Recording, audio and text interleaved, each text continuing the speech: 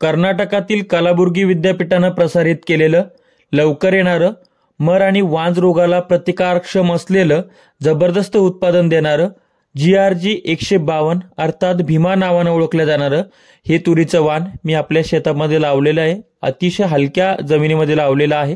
त्याच्यावर आतापर्यंत 2 फवारण्या घेतलेल्या आहेत आणि आता काही फूल आणि काही त्या ठिकाणी शेंग अवस्था आहे। तर आपण त्याच्याबद्दल जाणून घेऊयात। तर मर आणि वांज रोग याच्यावर आलेलाच नाहीये, एकही झाड मरलेलं नाहीये, एकाही झाडावर वांज रोग दिसत नाहीये।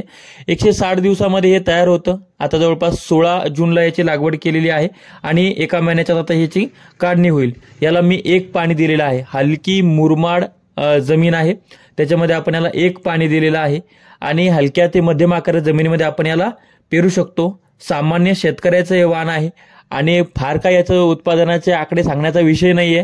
तुरीचं उत्पादन सरासरी 8 ते 10 क्विंटल होतं आणि याचं सुद्धा 8 ते 10 क्विंटल एकरी उत्पादन होतं आणि याचं फवारणी व्यवस्थापन करत असताना आतापर्यंत 2 फवारण्या घेतल्यात। पहिली फवारणी फुलं लागायच्या आधी घेतली होती, ज्याला गॅस पॉइझन घेतलं होतं एक, त्यासोबत एक साप बुरशीनाशक घेतलं होतं आणि फुलं लागण्यासाठी अमायनो ऍसिड बेस्ड टॉनिक घेतलं होतं।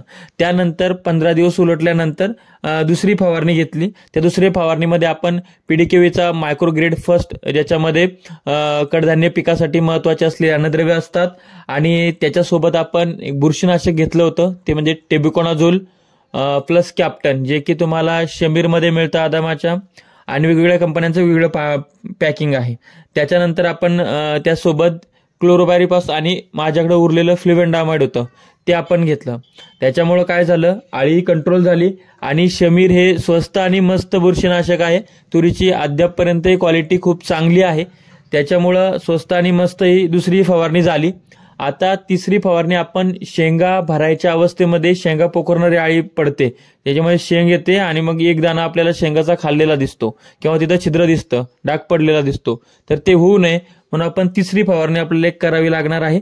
अशा पद्धतीनं हे जे कलबुर्गी विद्यापीठाचं GRG 152 भीमा हे वाण आहे, या वाणाची कुठल्याही प्रकारची जाहिरात करण्याचा हेतू नाहीये। माझ्या शेतात लावले, त्याचा फक्त एक अनुभव तुमच्यापर्यंत शेअर करायचा आहे।